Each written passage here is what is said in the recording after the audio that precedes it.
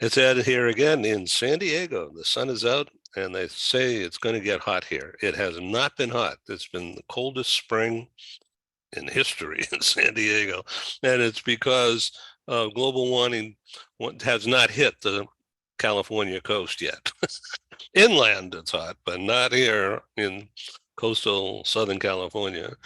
So they're expecting it. Look, I'm still in a long sleeve here. It's crazy. And I got the windows wide open, but the sun is just breaking through the marine layer. And it's not because we have the US Marines over here. It's because of the thick clouds that come in because of the air inversion between the water, which is like 62 degrees. A year ago on this date, the ocean right off the coast here was 72, 74. And consequently, the air temp was up. And because of that heat bubble, the clouds burn off faster. So I can't wait for it to get hot. Maybe I'll regret saying that. Anyway, I know you're in the thick of the heat bubble in North Dallas. Chase Eskelson, welcome to be on Global TV Talk Show again. I want to talk about the new crazy, wild and crazy idea for a new form of education. But first, let's talk about your excursion, your trip into Scandinavia. So you went with your family? Went with my family, and by that I mean my 5, my sister's 4, and my parents. So there were 11 of us, and that's a lot of people to move around on trains and planes and ferries and wow, everything else. Yeah, boy, that's quite an excursion. So did you meet up with relatives?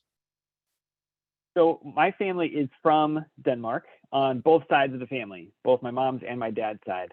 And while this trip we didn't meet up with any of our family that lives there, we did kind of do the homeland tour. For instance, we went to several of the cities where our family is from. And one of the most impactful things for me, and this was my first time being there, there's a church that's been standing, since 1400s or whatever it was. It was a really old church.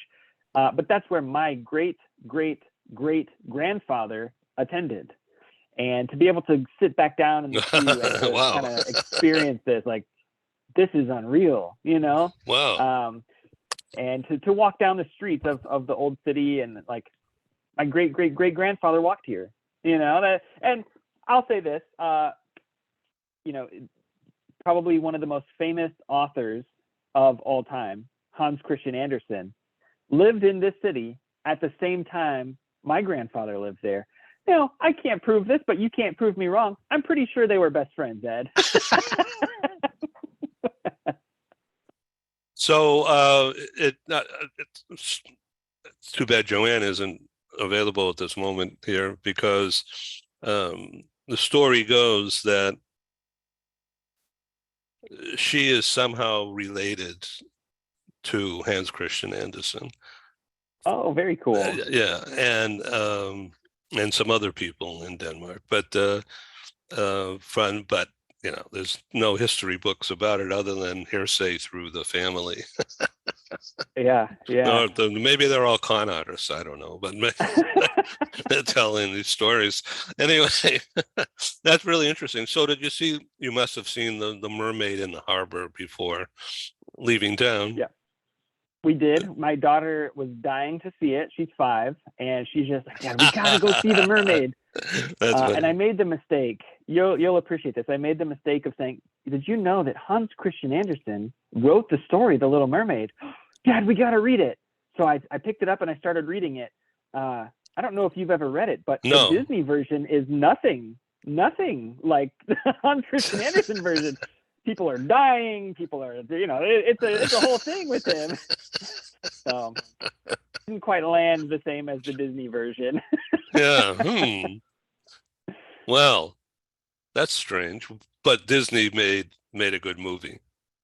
They did. It was much more child appropriate. Okay, so did you go to Tivoli Gardens? We did. Absolutely loved it. At daytime or nighttime? We did both. Hmm.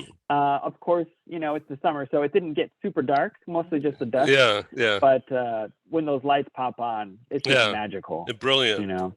Yeah, Yeah. brilliant. Yeah, I remember that. Yep. We did that in both, but the last time we were there was in summertime. Um, Hmm. yeah, that was really good. I keep hitting this cord here, and I think it's may break out here. Sorry. Stand by, audience. Don't go away. While Okay, you're good. pulling that, I'll tell you an interesting anecdote from our trip. My sister's daughters are teenagers, and I thought she had the perfect example of, you know, Disneyland was created because Walt Disney visited Tivoli Gardens. I didn't know And that. Wow. yeah, so it was really based on a lot of the things that they did. And my niece said it perfectly. She said, Disneyland is magical, but Tivoli Gardens is so whimsical. And that's so Oh, true. They wow. feel very different, but both great in their own ways. How old is your daughter? My daughter's 5, but that was my niece that said that, and she was 16. Highly educated. You use Yeah. whimsical. Yeah. All right, that's Yep. cool. All right, so did you rent a house and as a base, or did you stay in hotels? We did a little bit of both. We crossed Denmark, Sweden, and Norway over the course of several weeks, and it just depended on the city. Downtown Copenhagen, we did a hotel just because it was more centrally located.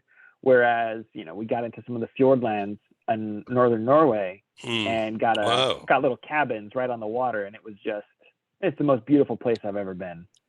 Yeah, I've seen Rick Steves TV travel, Yeah, and his background is Norwegian, and so it's a good show.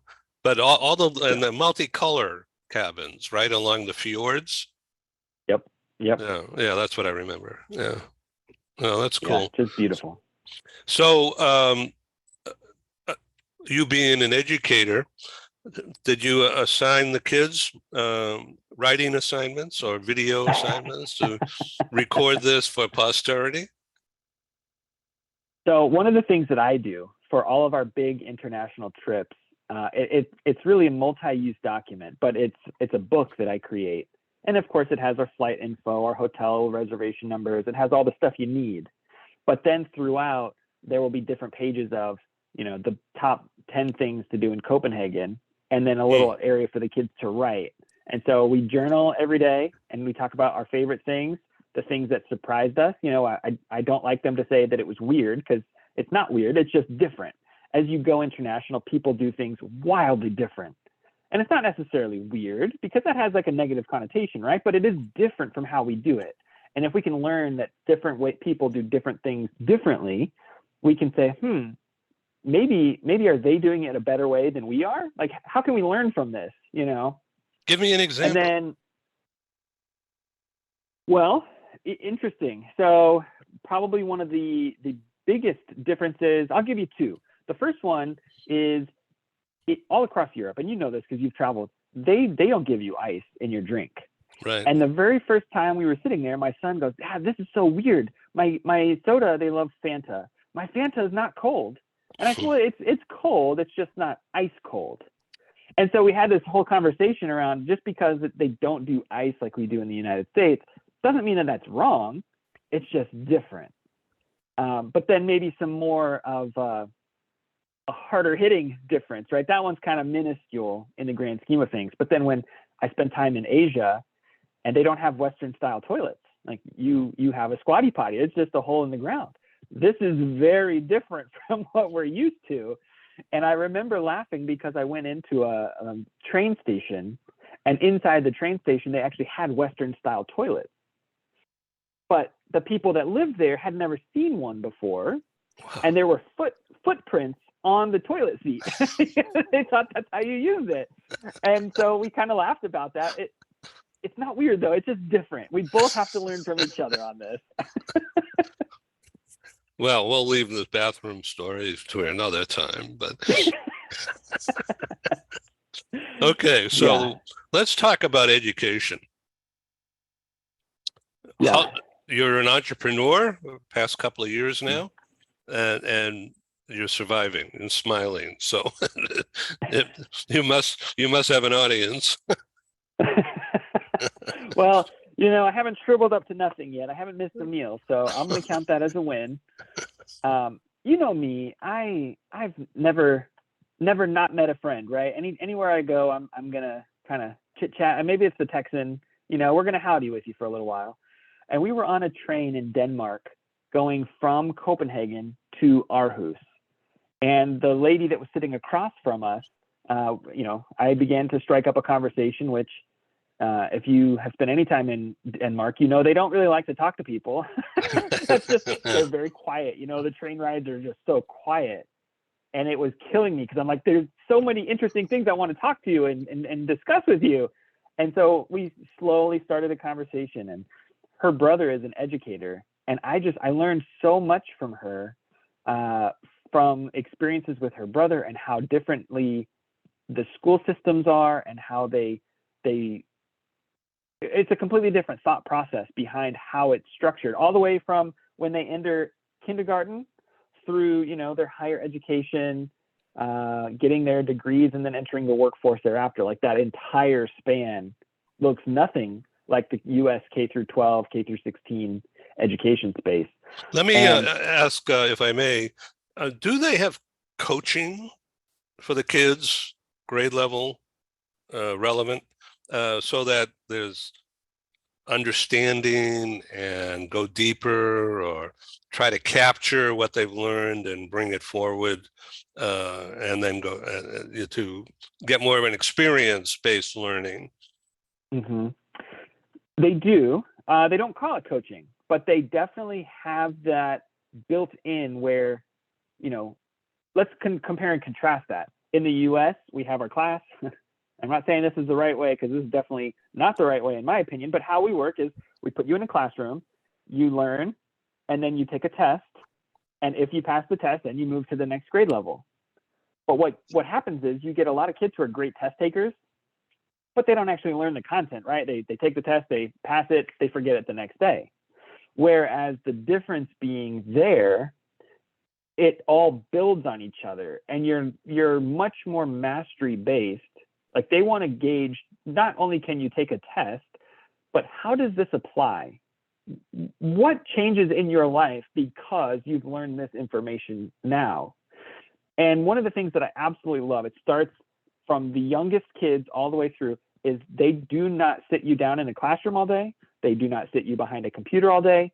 They get up, they go outside, they spend time out in the forest, they spend time going to a museum, they spend time doing this as a part of the classroom experience. And so it's such a more full and rich experience of learning, connecting dots, and application for long-term success, if that makes sense. Sounds great. It sounds absolutely wholesome. Yeah, I mean, if you look at some of the international tests, Scandinavian countries are always at the top of the list. And you know what they don't skimp on? They don't skimp on recess. They don't skimp on spending time outside. What they do focus on is they don't like to mess with plastics or metals. You go in and look at an elementary classroom, it's full of wooden toys, wooden blocks.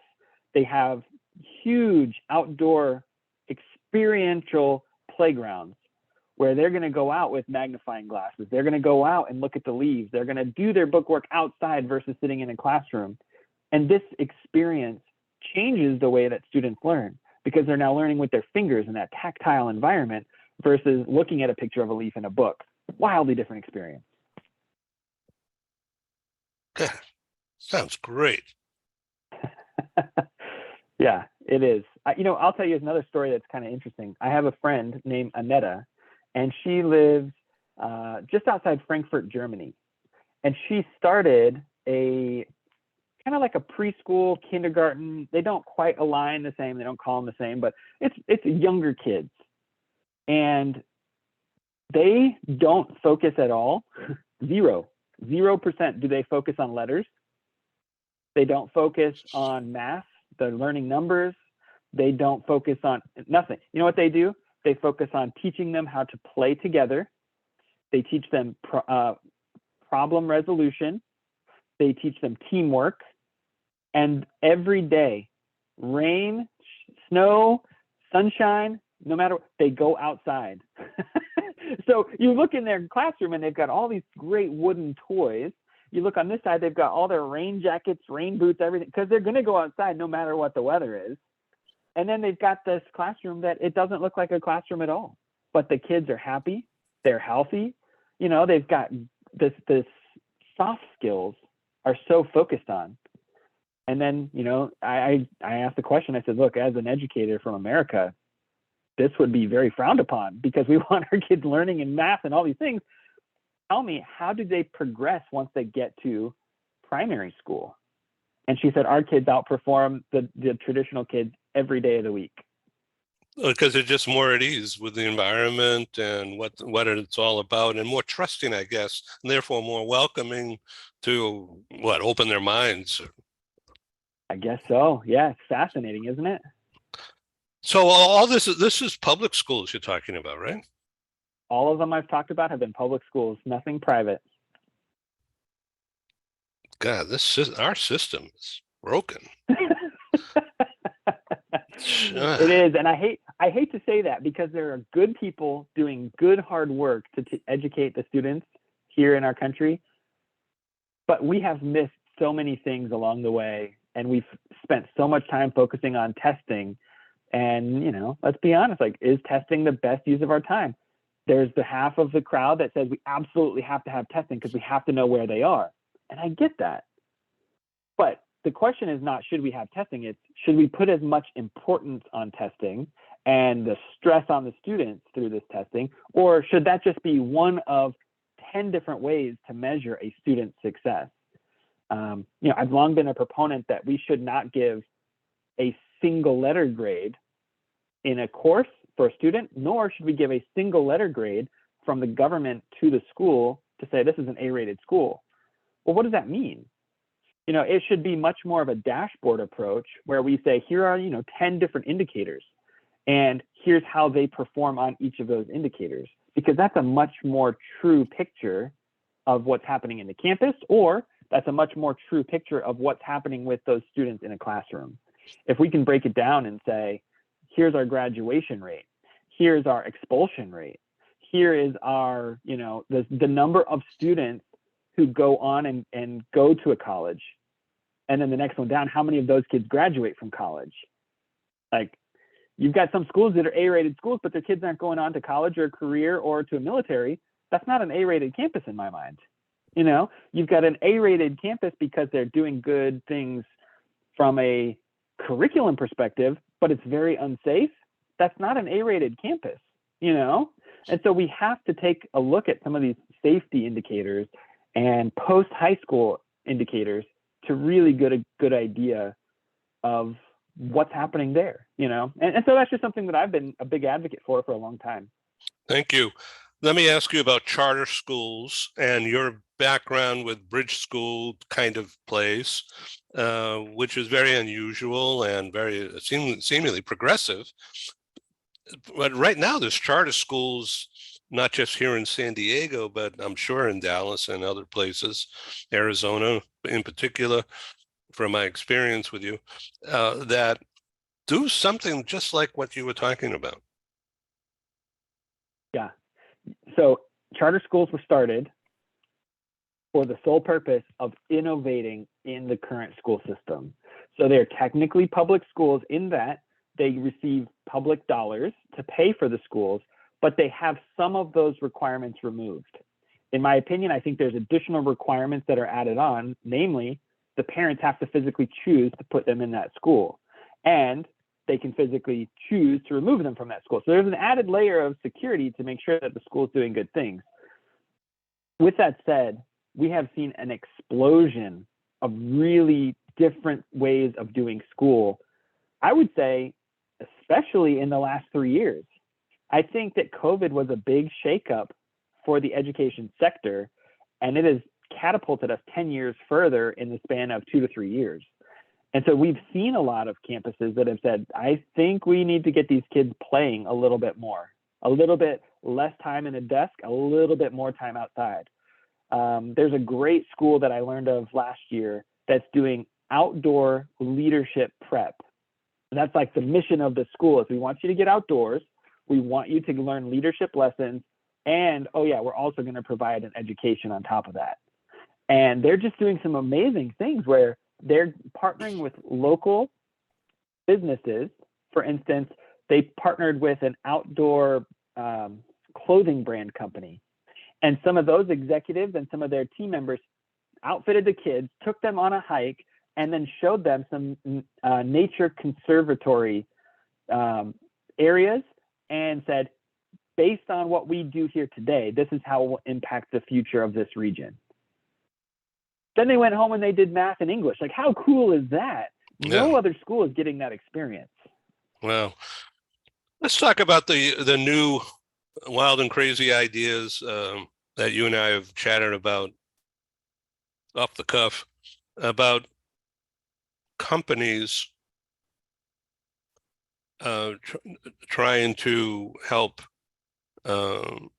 families, employee families, have a more holistic, beneficial experience with the company, engagement.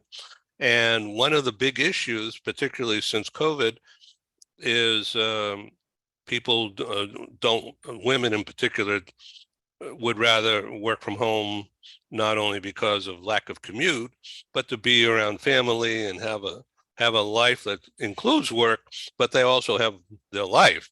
And that companies want to get people back in the office for community purposes, for networking, teamwork, and I don't know about control, but certainly help things do better, particularly now with AI coming on and other interruptions or opportunities, depends how we look at it.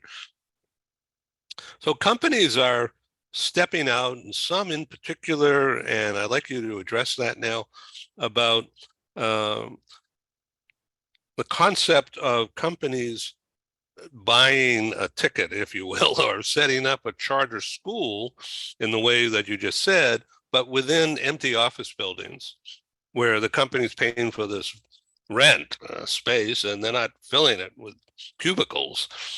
So to get women to come back in and make a daycare center on floor 39 and 40 and 41, they turn that into a private school, but it's a public school. It's sort of like a charter school, and yet it's right there on campus, if you will, or in the suburban campus or in the high rise. Mm-hmm. And there's dad or mom can take time away from the desk and go check in, or maybe have lunch in the cafeteria, or walk around the block. And then go up the elevator and they go back to the classroom or whatever, and mom, dad goes to their meeting. And then as a family, they're more involved. And can you imagine all that? I mean, it's mind-boggling of the opportunity that this could uncover. Yeah, you're exactly right. There's a huge need. There's a huge opportunity in this specific time that we have. And I will say, I think that it's even a little bit deeper integration. So I've had a company here in the Dallas-Fort Worth area reach out to me. They're an insurance company with a lot of employees. And, you know, what happened during COVID? They had big buildings where a lot of people worked every day. They went home, worked remote for a year, and now the people just aren't coming back to these offices. And so, yes, you have some coming back. Mostly you have people like hybrid, you know, coming in a couple days a week, but it's just not the same. And so he came to me and he said, hey, I want to build a school because X, Y, Z, lots of different reasons here locally. But I think that we could build something really unique together. And so we started talking about this. And yes, the parents love the opportunity that they could sit down with their kids at lunch, have lunch with their kids throughout the day. That's huge. But we're taking it to a whole nother level, right? There are companies out there that have daycares, and that's, been around for a while. What we're doing is really unique. What they want to do is they want to have the students, the high school students, take a marketing elective during the first semester of the year, and then they want to instill those students into their marketing department as an internship through the second semester. So now you're not only having your kids safe, they're on site with you, you get to have lunch with them, they're getting a great education, but they're also adding that workforce development aspect. Now they're getting resume experience on their application. So I asked myself, why does that matter? Here's exactly why that matters. They have a low risk trial of a career before they spend $100,000 or more on a college degree, only to realize, oh, actually, I hate marketing. So now they get to test it out that year. Well, as we kind of started digging this thing out, I said, look, you've got a lot of other departments besides marketing. What if we could do some electives around sales, building maintenance, operations, logistics, like all these different areas, and give them a semester to get the book smarts down, and then that next semester to do the internship experience. So over the course of 4 years, these students could, in theory, have 4 different areas of the business that they have real world experience in. They've been participating in the staff meetings. They've been assigned tasks, and now they have something on their resume, and they know better how to take the next steps, whether going to college for the right degree versus something that they think they want that they don't know. Or, I think there's a play here to partner with some of the local colleges and say, we're creating a pipeline direct from high school into your business. And we have these partnerships in play with local colleges. It doesn't have to be the Texas and the OUs of the world. It could be the Mean Green here in the University of North Texas, which is a much smaller campus, but they could do their night classes there, work for you during the day. And you've already tested them out, right? You've already had an internship. They're great and that they're going to add value to your company. So when you start to look at it from a big picture perspective, it's a win for the students. It's a win for the parents. It's a win for the company because that space is sitting empty. They've got 15,000 square feet, and we're going to use that as a hybrid space that students can come in. And he said, but what if we have more students enroll than will fit in the 15,000 square feet? I said, look, man, here's the beauty of it. We have that digital infrastructure, and you and I have talked about this 100 times, Ed. That digital backbone allows us to really flex that space. So if we hit that cap, great. Now we're going to go to an AM and a PM session. We can fit twice the number of students in. What happens if we now max that out? Fantastic. Now we can do a Monday, Wednesday, Tuesday, Thursday, and your electives Friday. Like that's one of the things that the Bridge School did. And I said, I've already done this. We've already proven that this model works. But, it allows the school to use the space. So that's not sitting empty. It allows it to bring in, in some instances, the companies are going to love this because they now get rent for the space because the school's using it. And so they pay rent at fair market value. And so the company's happy, the kids are happy, the parents are happy. And there are so many educators that are just burned out in the traditional model. We're losing teachers hand over fist, and it's only exacerbating our teacher shortage across the country. And all of that is secure. The bill, this, I mean, we have to talk about it. That would be a highly secure environment. Absolutely. And the parents and the company can tighten it down as much as they want, right? They've already got all the swipe badging things in place probably because the employees have to swipe to get in and out. Well, that's a very low cost entry for the students. Now just give the students the same swipe in. You know where they are, you know where they're badging in and out, and you've got this environment that is just so secure right down the hall from where you're doing your daily work. And it's terrific. It's a really interesting solution. This is really exciting. Really exciting. Let's further develop this tomorrow, next week. So just thinking about myself, listening to you talk about the value of thoughtful education practices, my words, and I hated math, and I couldn't stand my English teacher. Her name was Deal, Miss Deal, and it was a misdeal, I'll tell you. For me anyway. But I love geography. Now I don't know why, but um, when I was going back in time, I knew I probably still could do that. Name all the 50 states, every state capital, and if there is a major river or something there. And so here I am in the mobility global business business.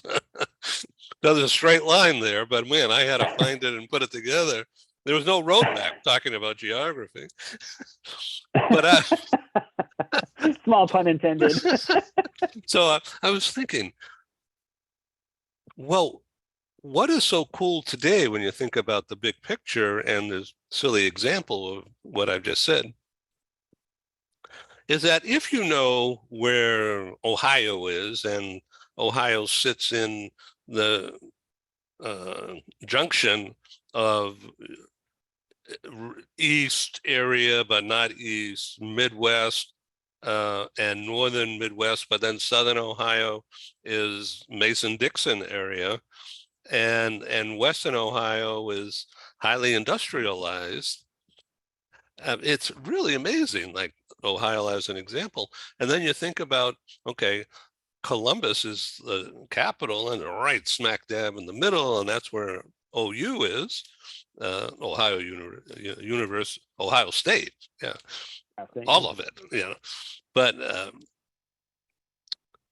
and then because of all that conjunction of stuff, it's a great place for a company, whether it's from Korea or England or Germany or wherever, to build a manufacturing plant because everybody's educated and it's more traditional and blah, blah, blah. It's so you learn about area economic development simply as an outgrowth of knowing the state capital, or where the state is in the confluence of those rivers right around Ohio, just as an example. And Yeah.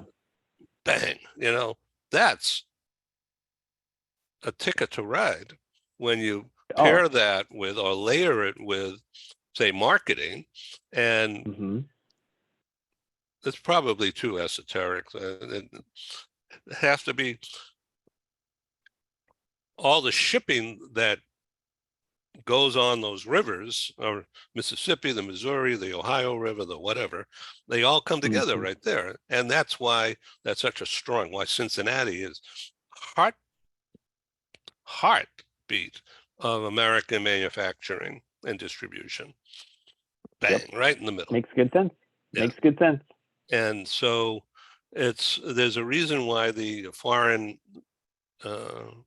auto companies are located in lots of places, but boy, that's right there, right in the middle, because of materials and because of shipping, etc. And if you didn't have that confluence of all those topics I just talked about in the context of a business operating, you have no idea why the A is there and B is over there. But within that context of being in a workplace environment, it's almost like going to a trade school. You're learning you're learning so much, and right from the get-go, not 10 years later after you start. Yeah. Well, I think to kind of wrap back to where we started this conversation, that's one of those things when I mentioned, connecting all those dots. That's what those Scandinavian schools are doing so well, because they're not just saying, now it's time for English, now it's time for math, now it's time for history. No, we're going to do all those things, and they're all going to be interspersed together, and we're going to group the different pieces in ways that make sense so that you as a student can connect all these dots and say, because of this river and because here's the capital, then it makes sense for this business to include their warehouse here. Like, that's the difference. And the employment base, and that means there's economic resources in the communities for schools and whatever, safety. So that's the kind of education that's needed, that approach. I agree. Well, hopefully we'll be able to build out some of those schools here in the very near future with some some companies tied in and do some really cool things together. We're really excited. Come back to Global TV Talk Show, and we're going to make a business out of it. Sounds good. I'll get the business owner and we'll be in touch in the next week or so. Thank you. Take care. That's Chase in Dallas and Ahmed in San Diego, waiting for the sun to come out. Thank you.